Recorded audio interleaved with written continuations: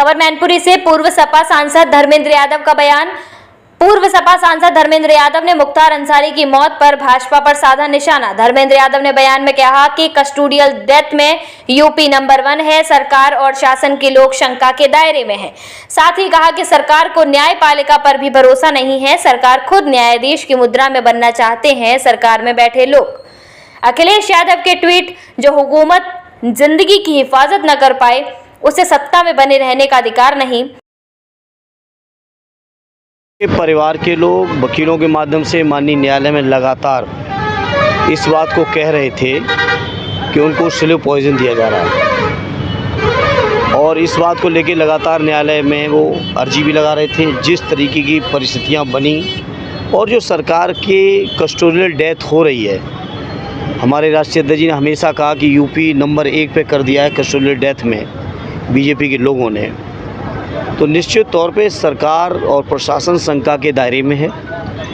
उच्च स्तरीय न्यायिक जांच होनी चाहिए, क्योंकि जिस तरीके की चीज़ें सरकार के लोग बता रहे हैं, दिखा रहे हैं, मैं समझता हूँ लोगों को इस बात पे यकीन नहीं है। उनके बेटे ने आरोप लगाया कि पिता ने बताया था कि उनको स्लो पॉइजन दिया। हाँ बिल्कुल, उसकी तो ऑडियो भी वायरल हुई है और लगातार उनके बेटे ने कहा ये बात को। अखिलेश जी ने एक ट्वीट किया है कि जो हुकूमत जान की रक्षा ना कर पाए तो उसको बिल्कुल सरकार की पहली जिम्मेदारी यही बनती है कि हर नागरिक की रक्षा सुरक्षा करें, और यदि कोई न्याय का अभिरक्षा में भी है तो उसके बारे में कोई भी फैसला लेने का हक और अधिकार देश की न्यायपालिका को है। लेकिन किसी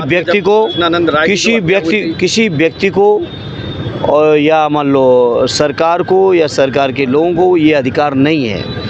देश के अंदर कोई भी कानून तोड़ता है तो उस कानून को तोड़ने के लिए जो हमारी न्यायिक प्रक्रिया है, उस न्याय प्रक्रिया से चीज़ें गुजरती और कई मामलों में उनको सज़ा भी हुई थी, कुछ मामलों में ट्रायल चल रहा था। तो यह फैसला न्यायालय का अधिकार है। न्यायालय का हक अधिकार छीनने का हक किसी को भी नहीं है, चाहे वो कोई भी सत्ता हो, चाहे वो कोई भी व्यक्ति हो। लेकिन मुख्तार अंसारी पंजाब की जेलों में रहकर लगातार अपराधों को अंजाम देता रहा, जब यूपी की जेलों में अब मुझे तो नहीं मालूम, इसकी समीक्षा ना आप कर सकते हो ना मैं कर सकता हूँ। इसकी समीक्षा के लिए देश के संविधान में व्यवस्था है। एक लोकतंत्र का एक स्तंभ है हमारी न्यायपालिका। न्यायपालिका का विषय है, न्यायपालिका को अधिकारों को ना आप मीडिया के साथ ही ले सकते हो, ना कोई सरकार ले सकती है।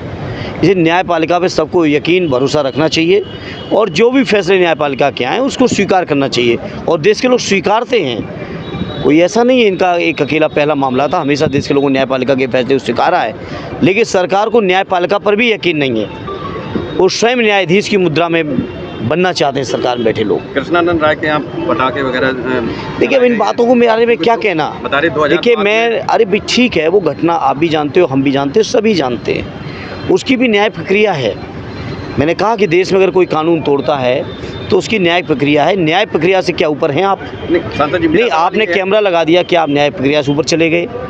या सरकार में बैठे लोग न्याय प्रक्रिया से ऊपर हैं? क्या देश के संविधान में उनको यकीन है या नहीं?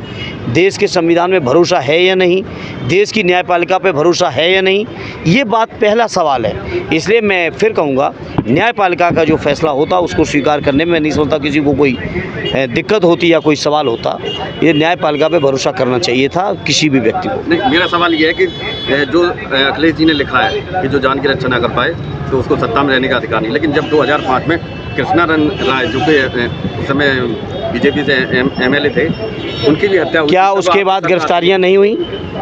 क्या न्याय प्रक्रिया से वो चीज़ें नहीं गुजर रही हैं? नहीं, उस टाइम नहीं लिखा गया। नहीं, न्याय प्रक्रिया से नहीं गुजर रही चीज़ें।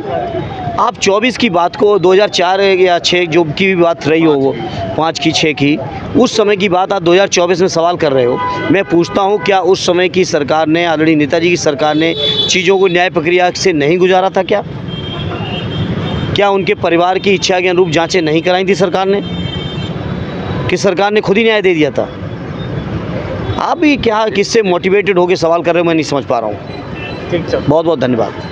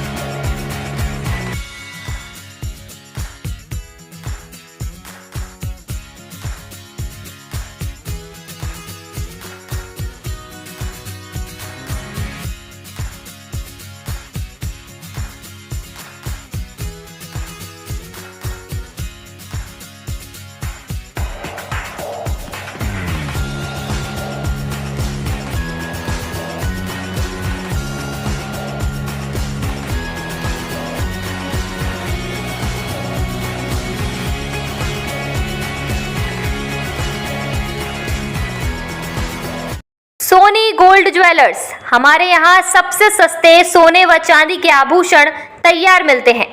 इस होली के पावन पर्व पर बेहतरीन ऑफर, सोना चांदी खरीदने पर बनवाई बिल्कुल मुफ्त। होली के पावन पर्व पर आकर्षक उपहार भी पाएं। एक बार सेवा का मौका अवश्य दें। हमारा पता है एटा तिराहा ट्रांसफार्मर के सामने, शिकवाबाद।